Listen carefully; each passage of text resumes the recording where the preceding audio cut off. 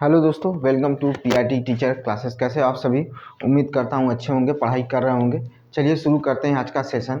आज के सेशन में हम लोग पादप जगत यानी वनस्पति जगत के बारे में पढ़ रहे थे। काफ़ी कुछ चीज़ें पढ़ लिए थे हम लोगों ने।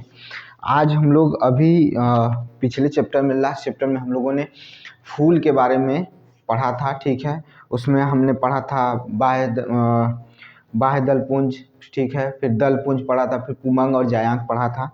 टाइप्स जान गए थे, अब उस पर चर्चा करनी है, उस पर बात करनी है। उससे पहले थोड़ी सी कहते हैं कि जरा सी बात पर वर्षों के याराने गए, जरा सी बात पर वर्षों के याराने गए, चलो अच्छा हुआ कि कुछ लोग पहचाने गए। तो कहना बस यही है भाई कि दुनिया बहुत मतलबी है, दुनिया बहुत मतलबी है। तब पूछेगी जब आप कामयाब होंगे, और तब तक नहीं पूछेगी जब तक आप कामयाब नहीं होंगे।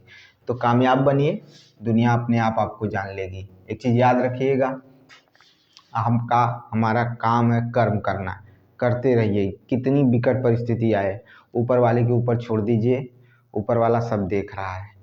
आप अगर कर्म कर रहे हैं तो आज नहीं तो कल पहचाने जाएंगे, कल नहीं तो परसों पहचाने जाएंगे, परसों नहीं तो अगले दिन पहचाने जरूर जाएंगे, ये तय है। तो बस कर्म करते रहिए, पहचान बनेगी। बस यही है। और एक चीज़ मैंने कहा था, मूल मंत्र बस मैंने बताया था, कठिन परिश्रम। कठिन परिश्रम करिए, सारी चीज़ें बदल जाएंगी। ठीक है, और समय समय पर चीज़ें मैं आपको बताता रहूँगा, चलता रहूँगा। अभी भर्तियों के बारे में भी चर्चा होगी, ठीक है, और कुछ ऑनलाइन प्रोसेस में मैं कर रहा हूँ, जल्दी ही ऑनलाइन भी आने लगूँगा। वहाँ पर सारी चीज़ें करना है और आपसे बात भी करना है। संडे का दिन हमेशा चर्चा का रहेगा, लेकिन अभी पहले पढ़ लेते हैं, फिर उसके बाद जल्द ही प्रैक्टिस भी शुरू करूँगा, प्रैक्टिस सेट भी शुरू करूँगा, इस पर क्वेश्चन भी शुरू करूँगा। ठीक है, तो एक तरफ बीपीएससी टीआरई 4.0 का साइंस का मतलब क्लास 6 का एनसीईआरटी में पढ़ा रहा हूँ। जिनको अच्छा लगता है वो भी पढ़ें और इधर भी पढ़ें, क्योंकि आप ये चीज़ याद रख लीजिएगा, जो आपका आरआरबी एनटीपीसी होने वाला है, चाहे अंडर ग्रेजुएट चाहे ग्रेजुएट, और इधर जो आपका जितना बीपीएससी टीआरई 4.0 होने वाला, वहाँ पर भी एनसीईआरटी से क्वेश्चन मिलेंगे। तो आप दोनों तरफ पढ़ते रहिए, मेहनत करते रहिए। क्या जाता है, सिर्फ 1 घंटे 45 मिनट, मैं खुद जानबूझकर 45 मिनट या 1 घंटे के अंदर के ही वीडियो बनाता हूँ ताकि आप बोर ना हो। क्योंकि मैं पढ़ाता भी हूँ सीरियस होके, बीच बीच में चीज़ें उतना नहीं कर पाता हूँ क्योंकि मुझे उतना करने नहीं आता है। साफ शब्दों में सुन लीजिए, मुझे इतना मजाक वजाक करने नहीं आता, हंसी मजाक करने नहीं आता, बात बनाने नहीं आती है। कुछ चीज़ें आती हैं जो आपको बता देता हूँ, फिर आगे बढ़ जाता हूँ, पढ़ाता हूँ। और मैं भी बार बार कहता हूँ कि मैं भी सीख रहा हूँ, आपकी तरह मैं भी क्या हूँ, सीख रहा हूँ। आप हमसे सीखिए, हम आपसे सीखें। अगर कहीं गलती होती तो कमेंट ज़रूर किया करिए कि सर ये चीज़ ऐसे है, ये चीज़ वैसे है। और कहूँगा कि शेयर करिए, सब्सक्राइब करिए मेरे चैनल को। ठीक है, आपसे जितना दोस्ती बढ़ेगी, जितने लोग आप जुड़ेंगे, मैं उतना ही एफर्ट डालूंगा, मैं उतना ही आपको समय दूंगा। अगर आप ज़्यादा से ज़्यादा लोग जुड़ेंगे तो मैं ज़्यादा से ज़्यादा आपको समय दूंगा। ठीक है, अगर नहीं जुड़ेंगे तो भाई जो चल रहा है वो तो चल ही रहा है, वो मेरा कर्तव्य है, वो मेरा कर्म है, मैं कर रहा हूँ। ठीक है, तो चलिए शुरू करते हैं। हमको आज क्या पढ़ना है? फ्लावर पढ़ना है, यानी पुष्प पढ़ना है, जिसे फूल कहते हैं आप। ठीक है, पुष्प, ठीक है, पुष्प यानी फ्लावर के बारे में पढ़ना है। बात हुई भी थी, फ्लावर के बारे में बात हुई भी थी। ठीक है, देख लूँ जरा, देखिए ऊपर हो गया। 2 मिनट इसको नीचे कर देता हूँ।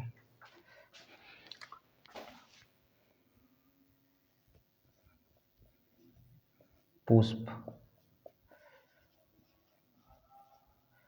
ठीक है, पुष्प आप देख लें भाई। हाँ, आप ठीक है। मैंने कहा ना, मैं जिस कंडीशन में आपको पढ़ाता हूँ वो कंडीशन अजीब ही है। उसके बारे में कह दिया ना कि जब उतने लोग हो जाएंगे, जिस दिन मैं संतुष्टि हो जाएगी, उस दिन मैं आपको दिखा दूंगा कि मैं कैसे पढ़ाता हूँ, किस तरह से वीडियो बनाता हूँ। लेकिन जब तक नहीं होंगे, नहीं बताऊंगा, न दिखाऊंगा। नहीं हुए, अगर मान लीजिए नहीं हुआ तो फिर बात ही खत्म। लेकिन अगर हो गए तो आपको ज़रूर दिखाऊंगा कि मेरी कंडीशन क्या थी, किस तरह से मैं पढ़ाया हूँ, किस तरह से पूरा सिस्टम लगाया हूँ आपके सामने आ जाएगा। ठीक है, तो चलिए शुरू करते हैं सेशन के बारे में, सेशन पर देखते हैं। और याद रखिएगा, कोई भी टीचर है, हमेशा हर टीचर को बिना रिवाइज किए नहीं पढ़ाना चाहिए, क्योंकि वो चीज़ें गड़बड़ हो जाती हैं। तो इस वजह से ये जान लीजिए कि मैं जब भी पढ़ाता हूँ बिना रिवाइज के आपको नहीं पढ़ाता हूँ, बिना रिवाइज किए मैं नहीं पढ़ाता हूँ, ये जान लीजिएगा। मुझे जितना भी आता है पहले मैं करता हूँ, खुद करता हूँ, कुछ प्रॉब्लम होती है उसको सॉल्व करता हूँ, तब आप तक लेके आता हूँ, उसके बिना नहीं आता हूँ। याद रख लीजिएगा, ये चीज़ें मेरे अंदर हैं और ये हमेशा रहेंगी। ठीक है, तो हमने बात किया था बाह्य दलपुंज, दलपुंज, उसके बाद बात किया था आपका किसकी बात, पुमंग की बात किया था, फिर किसकी बात किया था, जायांग की बात किया था। ठीक है, इतने की बात हुई थी। बाह्य दलपुंज को कैलिक्स कहा जाता है और दलपुंज को कोरोला कहा जाता है। ठीक है, और एंड्रोसियम जो होता है वो पुमंग होता है, गाइनोसियम जो होता है वो आपका जायांग होता है। इतनी की चर्चा हो चुकी थी। अब मुझे बारी बारी से सबको पढ़ाना है, तो पहला मुझे पढ़ाना था, शायद पढ़ाया हूँ या कुछ करवाया था, चलिए फिर से बता देता हूँ। तो बाह्य दलपुंज, बाह्य दल पुंज, ठीक है, बाह्य दल पुंज। ठीक है, ठीक है, बाह्य दल पुंज, ये यक्स है भाई, ये यक्स है। ठीक है, बाह्य दल पुंज, यह फूल के नीचे का वह भाग होता है जिस पर फूल क्या होता है, बैठता है, या कहा जाए स्थिर रहता है।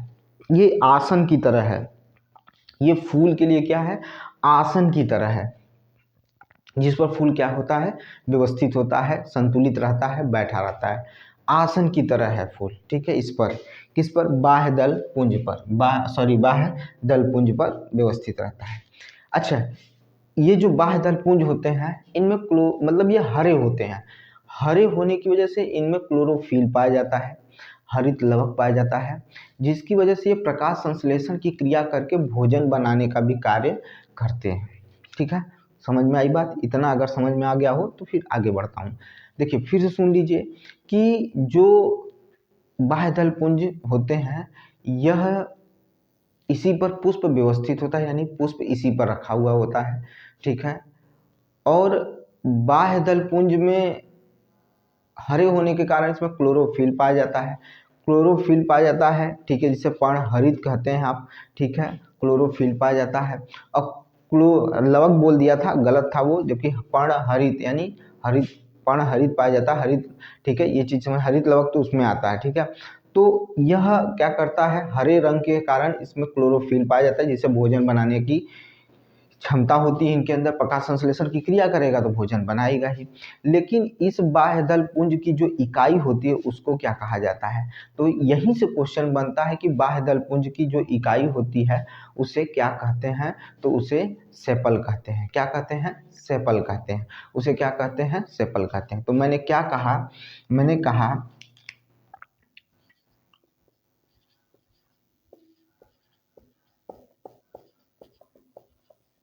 बाह्य दल पुंज पर पुष्प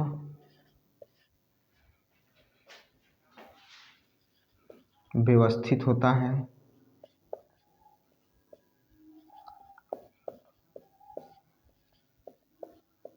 व्यवस्थित होता है, पुष्प व्यवस्थित होता है, बाह्य दल पुंज पर पुष्प व्यवस्थित होता है या स्थिर रहता है।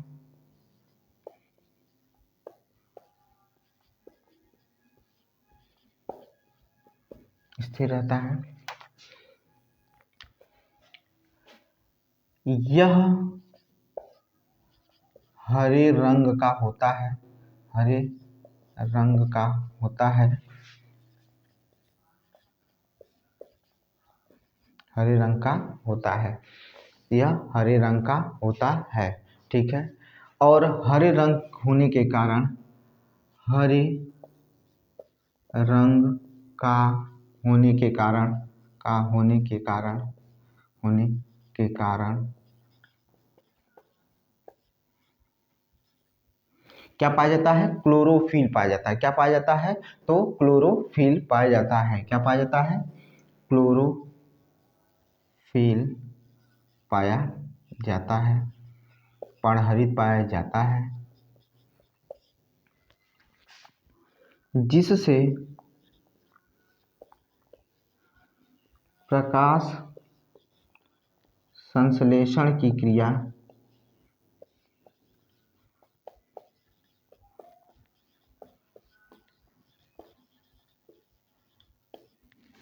संपन्न होती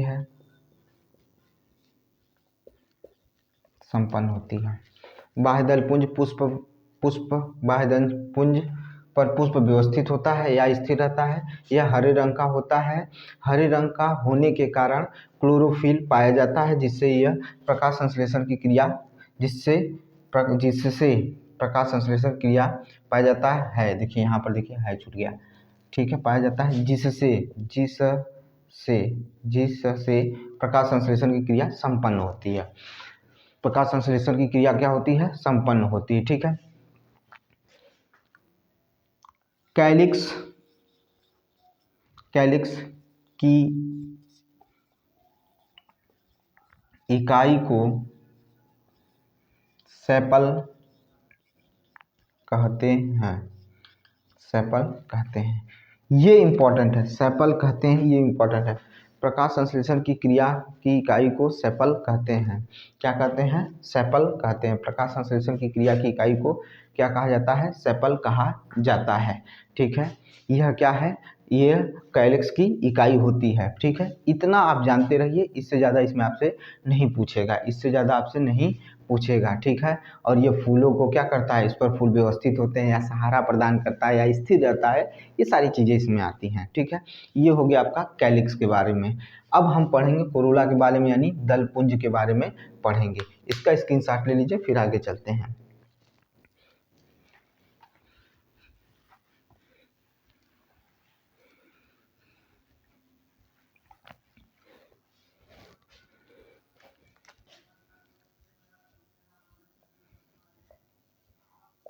दलपुंज, ठीक है,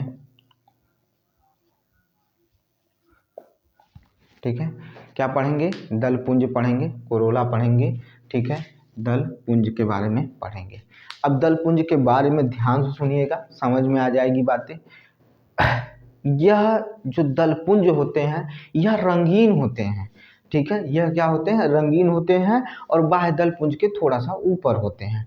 बाह्य दलपुंज पर थोड़ा सा ऊपर होते हैं, लेकिन लगे किसी से रहते हैं? दलपुंज से ही, बाह्य दलपुंज से लगे रहते हैं, ठीक है, ठीक है। और इसे हम पुष्प का दूसरा भाग कह सकते हैं, ठीक है। लेकिन ध्यान से सुनिएगा, जो करोला होता है यह अलग अलग आकर्षक रंगों का बना होता है। मतलब जो इसके जो कलर होते हैं वो अलग अलग होते हैं, कई आकर्षक रंगों से क्या होता है? ये बनता है। और ये जब बनता है तो इसमें अलग अलग रंग पाने की सबसे बड़ा कारण होता है वर्णी लवक। कौन सा लवक? तो वर्णी लवक, जिसे क्रोमोप्लास्ट कहा जाता है। जिसे क्या कहा जाता है? क्रोमोप्लास्ट कहा जाता है, जो अलग अलग तरह का रंग क्या करता है? विच्छेदित करता है, यानी देने का काम करता है, ठीक है। यानी इसका मतलब ये अलग अलग रंगों का पाया जाता है, इसके रंगों में भिन्नता पाई जाती है, ठीक है। दलपुंज का जो कलर होता है वो अलग अलग तरीके का होता है, इसमें भिन्नता पाई जाती है। और इसके ये जो रंग पाया जाता है किसकी वजह से पाया जाता है? तो वर्णी लवक के कारण, यानी क्रोमोप्लास्ट के कारण पाया जाता है। कोरोला में एक विशेष प्रकार का, ठीक है, एक विशेष प्रकार का गंध भी पाया जाता है। कोरोला में क्या होता है? एक विशेष प्रकार का गंध पाया जाता है, और इसी गंध की वजह से कीट क्या होते हैं? आकर्षित होते हैं। इसी की वजह से कीट क्या होते हैं? आकर्षित होते हैं किसकी तरफ? फूल की तरफ, ठीक है, फूल की तरफ आकर्षित होते हैं। ये चीज हो गया। दूसरी चीज, इससे ऑयल और एस्टर भी बनता है, इससे ऑयल और एस्टर का निर्माण होता है, इसकी इकाई भी होती है। जैसे बाह्य दलपुंज की इकाई हमने सेपल लिखा था, उसी तरह से जो आपका कोरोला है इसकी इकाई कौन सी हो? इसकी इकाई क्या होती है? तो इसकी इकाई पेटल होती है। इसकी इकाई क्या होती है? पेटल होती है, याद रखिएगा। फिर से सुनिएगा, यह फूल का दूसरा भाग होता है, यह बाह्य दलपुंज से ही लगा हुआ होता है। यह विभिन्न कलर का पाया जाता है, क्योंकि इसमें वर्णी लवक पाए जाते हैं, जिसे क्रोमोप्लास्ट कहा जाता है। क्या कहा जाता है? क्रोमोप्लास्ट कहा जाता है। क्रोमोप्लास्ट पढ़े हैं आप, ठीक है, वर्णी लवक, ठीक है, ये पढ़े हैं आप, इस चीज को याद रखिएगा, ठीक है। अब ये जो क्रोमोप्लास्ट होते हैं इनमें कोरोला में जो क्या होता है? गंध भी पाया जाता है। गंध की वजह से ये ऑयल और एस्टर का निर्माण भी करते हैं। ठीक है, ये चीज़ हो गया। लेकिन इसकी जो कोरोला है, इसकी इकाई जो होती है उसे क्या कहते हैं, तो उसे पेटल कहते हैं। क्या कहते हैं, पेटल। पेटल मतलब पंखुड़ी। क्या कहते हैं, पंखुड़ी। ठीक है, ये करोला की क्या होती है, कोरोला की क्या होती है, इकाई होती है। तो हम लिख सकते हैं कि यह पुष्प का दूसरा भाग होता है। यह पुष्प का दूसरा भाग होता है। ठीक है, यह विभिन्न विभिन्न रंगों में दिखाई पड़ता है। अगर इसको कहें तो हम विभिन्न रंग की तरह, मतलब विभिन्न रंग के होते हैं ये। ठीक है, विभिन्न रंगों में दिखाई पड़ता है। ठीक है, इसके इसके विभिन्न रंगों में दिखने का, इसके विभिन्न रंगों में दिखने का मुख्य कारण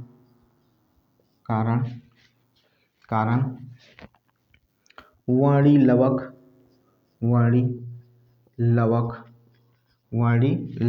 जिसे क्या कहा जाता है, क्रोमोप्लास्ट। क्या कहा जाता है, क्रोमोप्लास्ट। क्रोमोप्लास्ट कारण क्रोमोप्लास्ट होता है।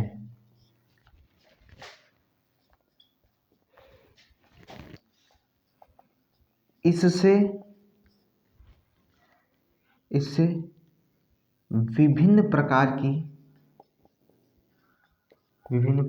की गंध भी निकलती है जिससे ऑयल या एस्टर क्या बनते हैं, ऑयल या एस्टर बनते हैं। क्या बनते हैं, ऑयल या एस्टर बनते हैं। बनते हैं। इसकी इकाई को पेटल कहते हैं। क्या कहते हैं, पेटल कहते हैं। अब पेटल मतलब क्या होता है, पंखुड़ी होता है। क्या होता है, पंखुड़ी होता है। पेटल बराबर पंखुड़ी। ठीक है, ये हो गया। लिख लीजिए बेटा, इसको देख लीजिए, पंखुड़ी। और मैंने क्या बताया अभी कि इसके विभिन्न रंगों के होने की वजह से, ये विभिन्न रंगों में होने की वजह से, ये खुशबू देने या गंध देने की वजह से इस पर कीट आकर्षित होते हैं। इस पर क्या होते हैं, कीट आकर्षित होते हैं। और इसी कीट के आकर्षण की वजह से परागण की क्रिया होती है। क्या होती है, परागण की क्रिया होती है। इन्हीं की वजह से होती है। ठीक है, इन्हीं की वजह से परागण की क्रिया होती है। ठीक है, अब इसको तो हम नहीं लिखवाएंगे क्योंकि इसको आगे बताना भी है। ठीक है, ये इतना हो गया, पहले इसको देख लीजिए फिर आगे चलते हैं। चलिए अब चलते हैं पुमंग पर, एंड्रोसियम।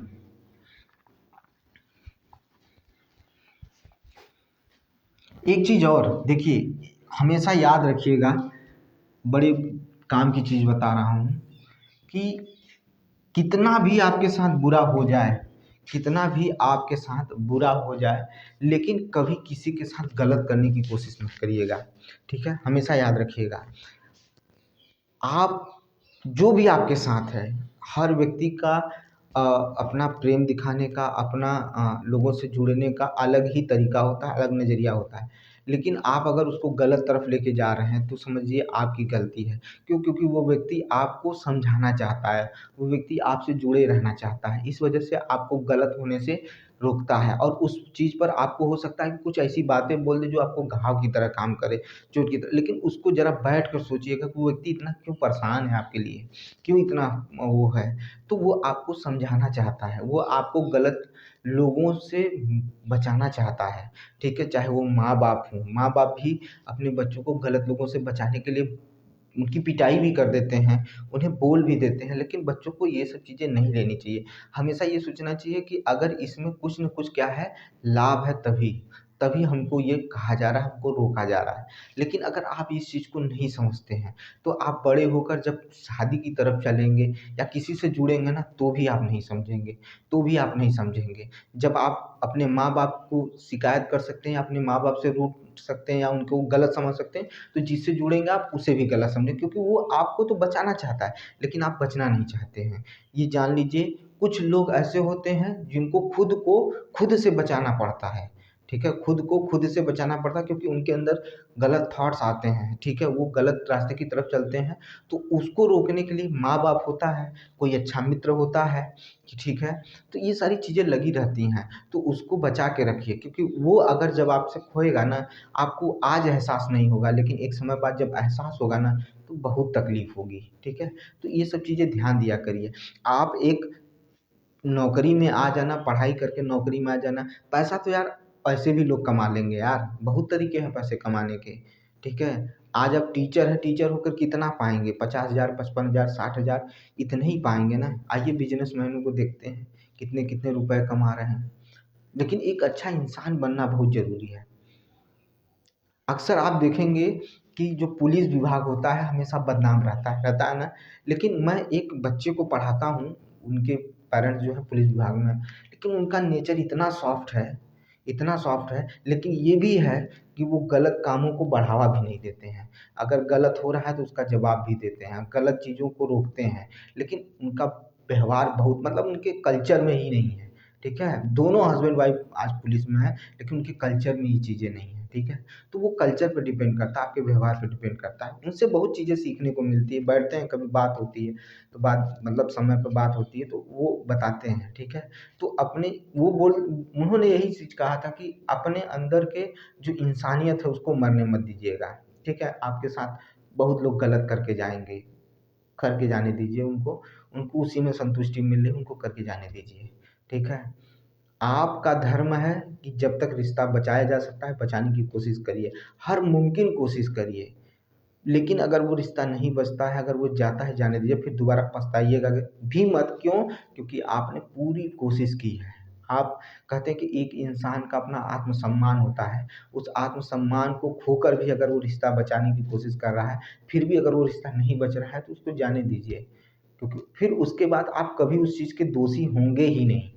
वो भगवान ऊपर वाला देख रहा है कि आपने तो बड़ा प्रयास किया, हर मुमकिन कोशिश करके देख लिया, लेकिन जब अगला ही नहीं समझ रहा है तो जाने दीजिए, उसको मत समझाइए, उसको छोड़ दीजिए। लेकिन आपके साथ अगर कोई गलत कर रहा है तो वही चीज़ आप दूसरे के साथ मत करिएगा, ठीक है? आपके अंदर पहले जैसे अच्छाई थी, उसी तरह आज भी उस अच्छाई को बरकरार रखिए, उस अच्छाई को लेकर चलिए, बहुत अच्छा है, जीवन अच्छा चलेगा। कर्म ही सबसे बड़ा धन है, सबसे बड़ी पूजा है, ठीक है? वो लौट के आता है भाई, याद रखिएगा।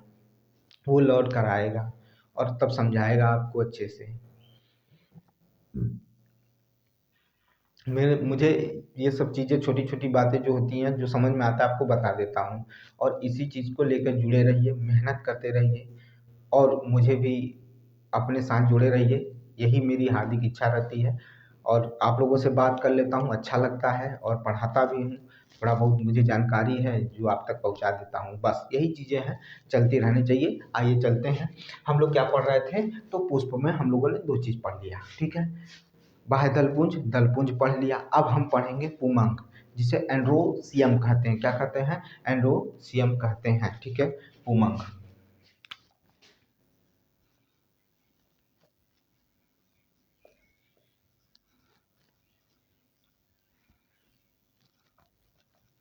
ठीक है, एंड्रोसियम, ठीक है? हम लोग क्या पढ़ेंगे? एंड्रोसियम के बारे में पढ़ेंगे, पुमंग के बारे में पढ़ेंगे। ये मेल सेक्स सेल होता है, ठीक है?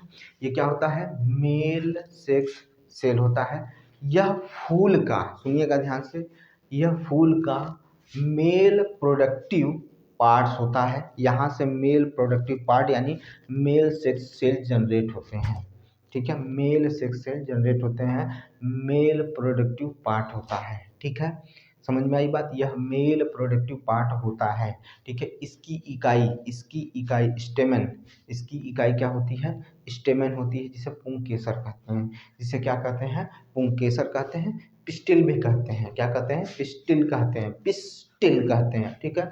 यह इसकी क्या है, इसकी इकाई स्टेमन होती है, ठीक है, पुंकेसर जिसे कहा जाता है, और इसे पिस्टिल भी कहा जाता है। एंड्रोसियम में या एंड्रोसियम के द्वारा मेल सेक्स सेल क्या होते हैं, उत्पादित होते हैं या उत्पन्न होते हैं, ठीक है। इससे मेल सेक्स सेल क्या होते हैं, उत्पन्न होते हैं या निर्माण होता है इनका क्या होता है, निर्माण होता है, जिसे परागण यानी पोलिनेशन, ठीक है, या पॉलीग्रेन कहा जाता है। क्या कहा जाता है, पॉलीग्रेन कहा जाता है, जिसे क्या कहा जाता है, पोलन ग्रेन कहा जाता है, ठीक है, पोलन ग्रेन कहा जाता है। तो मैंने कहा यह मेल प्रोडक्टिव पार्ट होता है, ठीक है। इसकी इकाई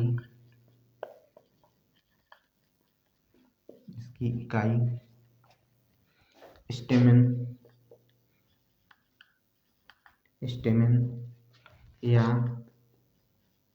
पिस्टिल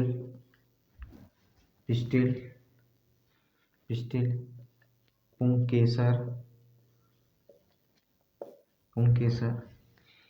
होता है, जिससे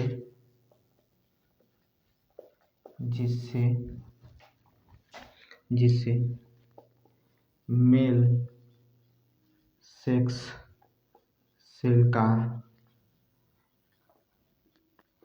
निर्माण होता है, मेल सेक्स सेल का निर्माण होता है, मेल सेक्स सेल का निर्माण होता है, ठीक है, जिसे परागकण यानी पोलन ग्रेन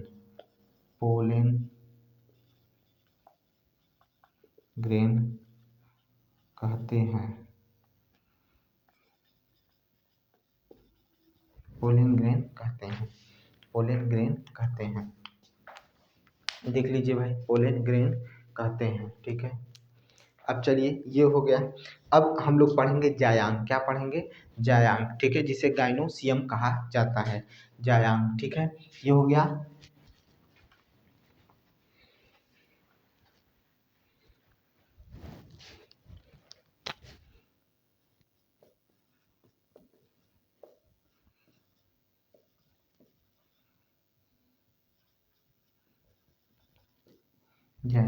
ये फीमेल प्रोडक्टिव पार्ट होता है, ठीक है, यह फीमेल प्रोडक्टिव पार्ट होता है, ठीक है। गाइनोसियम जो होता है वो फीमेल प्रोडक्टिव पार्ट होता है, ठीक है, फीमेल प्रोडक्टिव पार्ट होता है, ठीक है।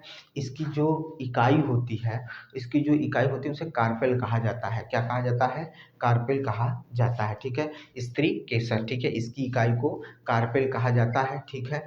गाइनोसियम जो होता है वो फीमेल सेक्स सेल का निर्माण करता है, गाइनोसियम फीमेल सेक्स सेल का निर्माण करती है, गाइनोसियम, ठीक है। और बहुकोशिकीय संरचना के अंदर इसका निर्माण होता है, ठीक है, जिसे एम्ब्रो सेक कहा जाता है, ठीक है, एम्ब्रियो सेक कहा जाता है। बहुकोशिकीय सेल के अंदर बहुकोशिकीय जो संरचना होती है उसी में इसका क्या होता है, बहुकोशिकीय संरचना होती है, ठीक है।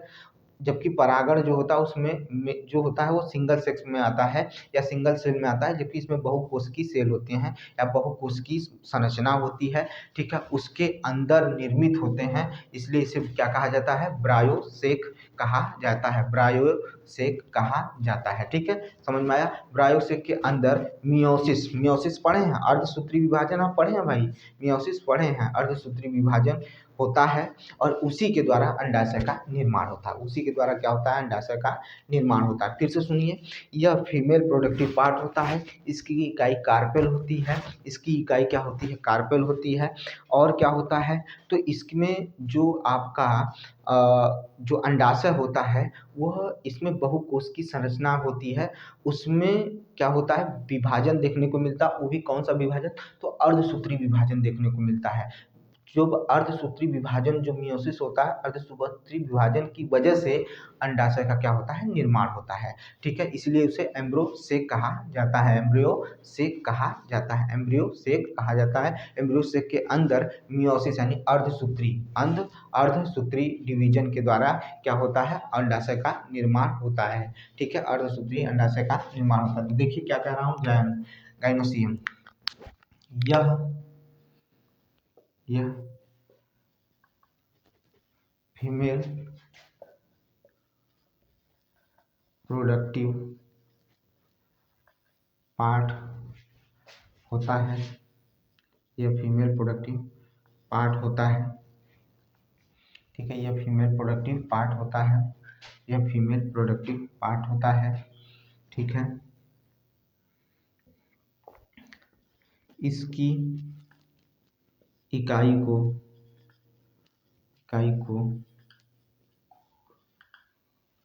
इसकी इकाई को कार्पेल कहते हैं, जिसे कार्पेल यहाँ लिख देता हूँ, स्त्री केसर, स्त्री केसर से कार्पेल कहते हैं। क्या कहते हैं, इसकी इकाई को कार्पेल कहते हैं, कार्पेल कहते हैं।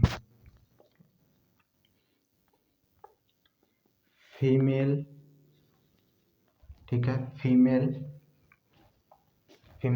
Sex cell, female sex cell, ठीक है, फीमेल सेक्स सेल, ठीक है, फीमेल सेक्स सेल,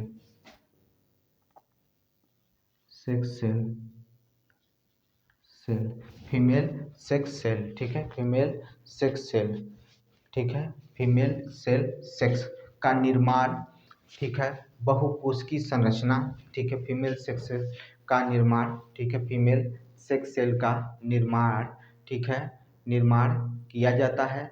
और ये जो फीमेल सेक्स सेल का निर्माण होता है, किया जाता है, वो बहुकोशिकीय संरचना, ठीक है, बहुकोशिकीय संरचना के अंदर निर्मित होता है।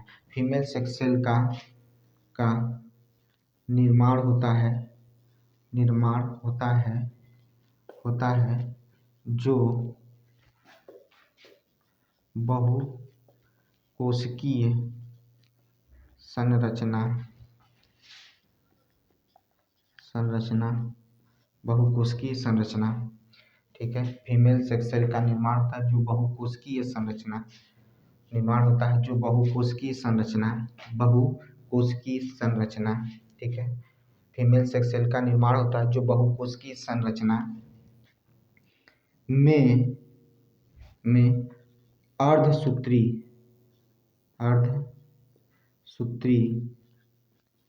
विभाजन से होता है, ठीक है, जो अर्धसूत्री विभाजन से होता है, जिसे एम्ब्रियो, जिसे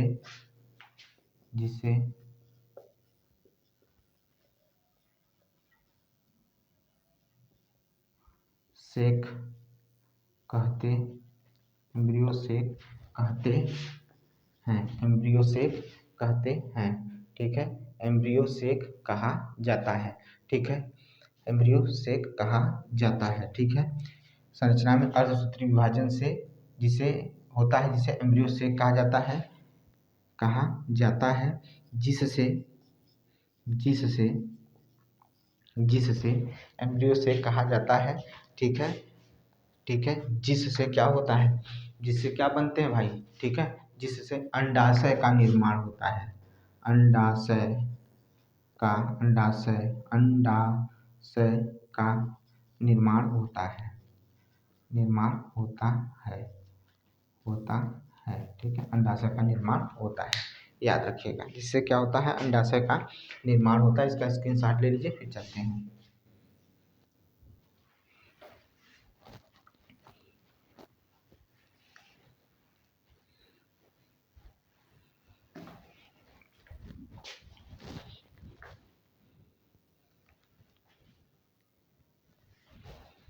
चलिए आगे देखते हैं। ये हो गया आपका, क्या हो गया, हमने समझ लिया बाह्य दलपुंज, दलपुंज।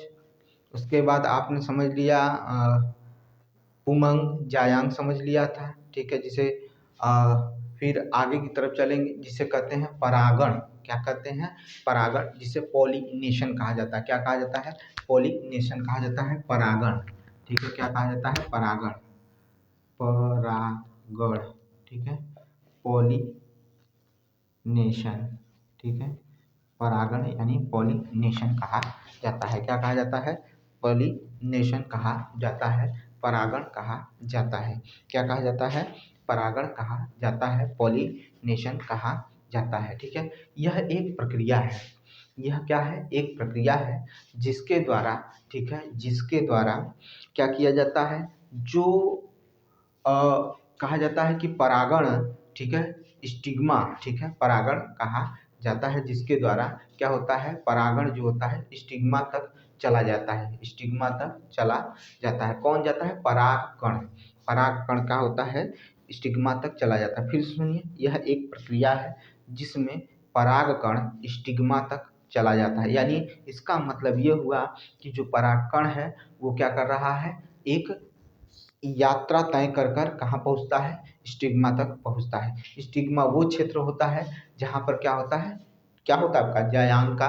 क्षेत्र होता है। किसका होता है, जायांग का क्षेत्र होता है, ठीक है। पॉलिनेशन, पॉलिनेशन में अलग अलग प्रकार के जो एजेंट होते हैं वो क्या करते हैं, एक महत्वपूर्ण योगदान देते हैं, जिसकी वजह से निषेचन की क्रिया होती है, जिसकी वजह से निषेचन की क्रिया होती है, और जिसके आधार पर अलग अलग पुष्प का निर्माण होता है, अलग अलग पुष्प का अलग अलग वर्ग में निर्माण होता है। तो ये जो पॉलिनेशन है, इस पॉलिनेशन में क्या होता है, सिर्फ इतना होता है कि यह एक प्रक्रिया है जिसमें परागकण जो होते हैं वो कहाँ जाते हैं, जिसमें परागकण कहाँ पहुँचते हैं, स्टिग्मा तक चले जाते हैं या स्टिग्मा तक पहुँच जाते हैं। तो यह क्या है, यह एक प्रक्रिया है, यह एक प्रक्रिया है जिसमें जिसमें परागकण, ठीक है, पॉलीग्रेन, ये क्या है, पॉलीग्रेन है, ठीक है। परागकण स्टिग्मा, स्टिग्मा तक तक पहुँच जाते हैं, स्टिग्मा तक पहुँच जाते हैं। यह एक प्रक्रिया जिसमें परागकण क्या होते हैं, स्टिग्मा तक पहुँच जाते हैं, स्टिग्मा तक क्या हो जाते हैं, पहुँच जाते हैं। अब जब स्टिग्मा तक पहुँच गए, स्टिग्मा तक पहुँच जाते हैं, तो यहाँ जब स्टिग्मा तक पहुँच गए तो यही क्या होता है, पॉलिनेशन होता है। पॉलिनेशन जो होता है, ध्यान से सुनिएगा फिर से, पॉलिनेशन जो होता है क्या होता है, पॉलिनेशन के लिए अलग अलग एजेंट क्या करते हैं, महत्वपूर्ण कार्य करते हैं या उनका योगदान होता है, जिसकी वजह से भिन्न भिन्न पादपों में भिन्न भिन्न वर्ग के पुष्प का क्या होता है, निर्माण होता है, ठीक है। क्या होता है, पुष्पों का निर्माण होता है। अब ध्यान से सुनिएगा, ये तो आपका हो गया यहाँ तक। अब आपको सुनना है इम्पॉर्टेंट पॉइंट्स जो हैं वो बहुत ज़रूरी हैं, उसी को बताता हूँ, तुम सुनिएगा। इम्पॉर्टेंट पॉइंट्स, ठीक है, इम्पॉर्टेंट पॉइंट्स। सबसे ज़्यादा परागण, ठीक है, ठीक है, सबसे ज़्यादा परागण जो होता है, ठीक है, या कहा जाए कि जो परागकण होते हैं वो कीटों के माध्यम से एक पुष्प से दूसरे पुष्प पर पहुँचते हैं, एक पुष्प से दूसरे पुष्प पर पहुँचते हैं। यानी फूलों में सर्वाधिक परागकण, ठीक है, परागकण कीटों के द्वारा एक स्थान से या एक स्थान से दूसरे स्थान पर या उन्हीं के मतलब एक उसी वर्ग के पुष्प से उसी वर्ग के दूसरे पुष्प पर पहुँचते हैं। और उसमें सबसे इम्पोर्टेंट कौन होता है, तो हनी बी होता है, मधुमक्खी के द्वारा होता है। सबसे अधिक किसके द्वारा होता है, मधुमक्खी के द्वारा होता है। फिर से सुनिएगा, सबसे अधिक फूलों में सर्वाधिक पराग गण, ठीक है, परागकण, ठीक है, परागकण एक पुष्प से, ठीक है, दूसरे पुष्प उसी वर्ग के या अलग भी हो सकते हैं, ठीक है, क्या करते हैं, तो कीटों के द्वारा क्या होता है, सर्वाधिक परागण देखने को मिलता है, ठीक है, पॉलिनेशन सर्वाधिक देखने को मिलता है, जिसमें हनी बी सबसे महत्वपूर्ण है। सबसे महत्वपूर्ण कौन है, हनी बी है, याद रखिएगा, ठीक है। अब ध्यान से सुनिएगा, सबसे इंपॉर्टेंट पढ़ाने चल रहा हूँ और बहुत ही इंपॉर्टेंट है। सबसे बड़ा पुष्प बताइए जिसका वजन कितना है, तो ध्यान से सुनिएगा, जिसका वजन क्या है, सबसे बड़ा पुष्प भी है और क्या है, जिसका वजन 8 से 10 केजी है, क्या है, 8 से 10 केजी है, और जिसका व्यास जो है 1 मीटर है, जिसका व्यास कितना है, 1 मीटर है। उस पुष्प का नाम बताइए, उस पुष्प का नाम क्या है, उसके बारे में पढ़ने चल रहे हैं, ठीक है, उस पुष्प के बारे में बताइए, ठीक है, ठीक है, बताइए भाई, उस पुष्प का नाम बताइए, ठीक है, ध्यान से सुनिएगा, रफलेसिया और नॉल्डी, रफलेसिया क्या है, और नॉल्डी है, ठीक है, रफलेसिया और नॉल्डी, ठीक है, किसकी बात कर रहे हैं,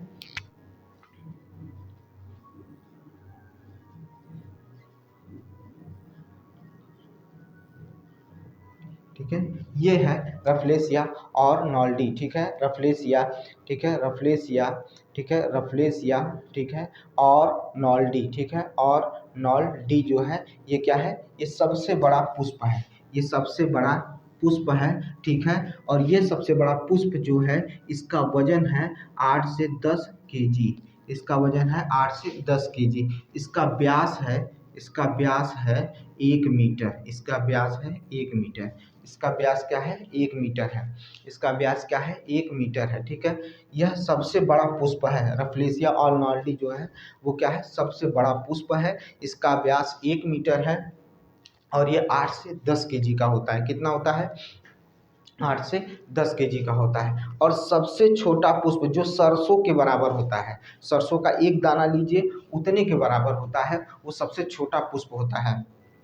सबसे छोटा फूल जो होता है वो सरसों के दाने के बराबर होता है, उसका नाम बताइए क्या है, उसका नाम बताइए क्या है, उसका नाम है भैया वुल्फिया, क्या नाम है, वुल्फिया।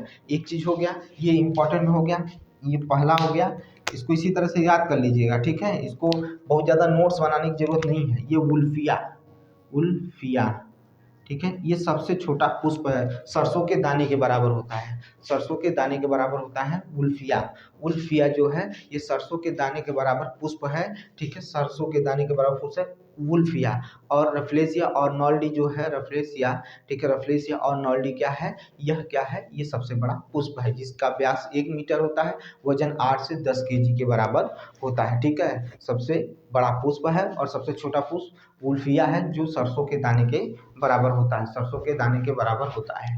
अब ध्यान से सुनिएगा, जो लाल रंग होता है, ठीक है, जो लाल रंग होता है कीट उसको पसंद नहीं करते हैं, लाल रंग को कीट कभी पसंद ही नहीं करते हैं, लाल रंग जो होता है उसको कीट कभी पसंद नहीं करते हैं, वो हमेशा ब्लू और वायलेट जो रंग होता है उसको पसंद करते हैं, ब्लू और वायलेट रंग को, कलर को क्या करते हैं, वो पसंद करते हैं, ब्लू और वायलेट कलर को क्या करते हैं, पसंद करते हैं, जबकि लाल रंग को, कीट लाल रंग को पसंद नहीं करते हैं, कीट लाल रंग को पसंद नहीं करते हैं या उससे दूर रहते हैं, जबकि ब्लू और वायलेट रंग को क्या करते हैं, पसंद करते हैं, ब्लू और वायलेट कलर को ज़्यादा पसंद करते हैं, लाल रंग को कम पसंद करते हैं या दूर रहते हैं। तो हम लिख सकते हैं,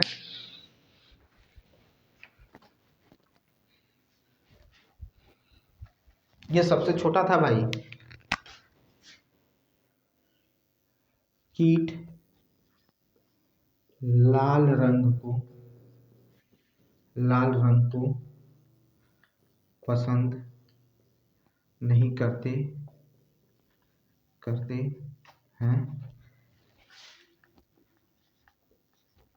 सबसे ज़्यादा, ज़्यादा ब्लू तथा, सबसे ज़्यादा ब्लू तथा किसको पसंद करते हैं, वायलेट को, सबसे ज़्यादा ब्लू तथा वायलेट को पसंद करते हैं, को पसंद करते हैं, पसंद करते हैं, सबसे ज़्यादा कीट जो है लाल रंग को पसंद नहीं करते हैं, सबसे ज़्यादा ब्लू और वायलेट को पसंद करते हैं। यहीं पर उल्टा देखिए, जो पक्षी होते हैं ना वो लाल रंग और ऑरेंज रंग को पसंद करते हैं। पक्षी जो होते हैं वो लाल रंग और ऑरेंज रंग को क्या करते हैं, ऑरेंज रंग को क्या करते हैं, ज़्यादा पक्षी उत्तम समझते हैं या उनके लिए अच्छा होता है या पसंद करते हैं।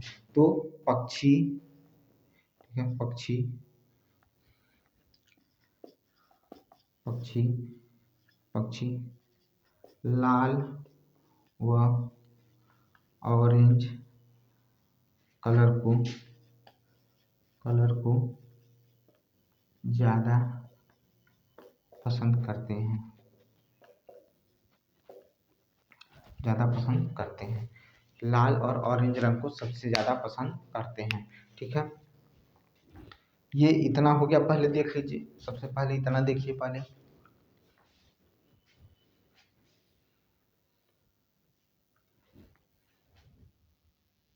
ये हो गया भाई, ये हो गया आपका। अब देखिए, सुनिए ध्यान से, एक और इम्पोर्टेंट पॉइंट सुनिए।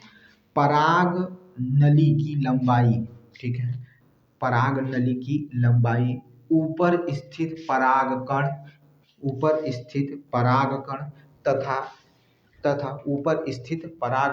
तथा नीचे बीजांड के बीच की दूरी पर निर्भर करता है। बीजांड के बीच की दूरी पर निर्भर करता है। परागकण, ऊपर परागकण और नीचे बीजांड के बीच की दूरी पर निर्भर करता है। पराग नली की लंबाई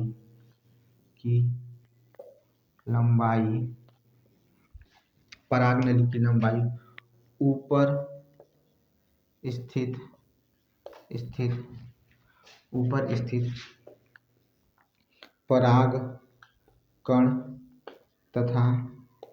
परागकण तथा नीचे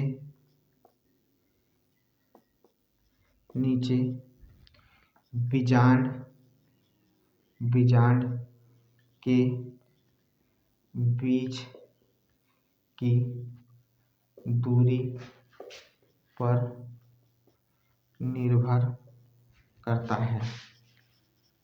दूरी पर निर्भर करता है। ठीक है, बीच की दूरी पर निर्भर करता है। इसकी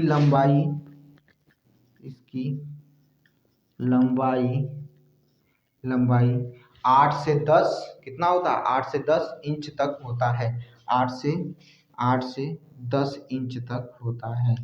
10 इंच तक होता है। 8 से 10 इंच तक इसकी लंबाई होती है। इसकी लंबाई कितनी होती है, 8 से 10 इंच तक होती है। इसकी लंबाई 8 से 10 इंच तक होती है। पराग नली की लंबाई परागकण, ऊपर स्थित परागकण और बीजांड के बीच की दूरी पर निर्भर करती है। इसकी लंबाई 8 से 10 इंच तक होती है। ठीक है, 8 से 10 इंच तक होती है। ये रहा आपका क्लियर और एकदम सटीक जो हमने आपको आज पुष्प के बारे में पढ़ा है। इसका चैप्टर लंबा चलेगा भाई, पढ़ते रहिए, मेहनत करते रहिएगा। ये नहीं है कि छोड़ते जाएं, रिवीजन करते रहिएगा। और आपको भी बता दूं, बहुत जल्द आप पर भी प्रैक्टिस लेकर आऊँगा और प्रैक्टिस आपको कराऊँगा। ठीक है, तो मिलते हैं नेक्स्ट वीडियो में, और इसी के साथ कि आपका सिलेक्शन इस बार ज़रूर होगा। मेहनत करते रहिए, लगातार लगे रहिएगा। ठीक है, मिलते हैं नेक्स्ट वीडियो में। उससे पहले मेरे जो चैनल है उसको सब्सक्राइब करिए, शेयर करिए ज़्यादा से ज़्यादा, और लाइक ज़रूर करिए और कमेंट करिए। ठीक है, मिलते हैं नेक्स्ट वीडियो में।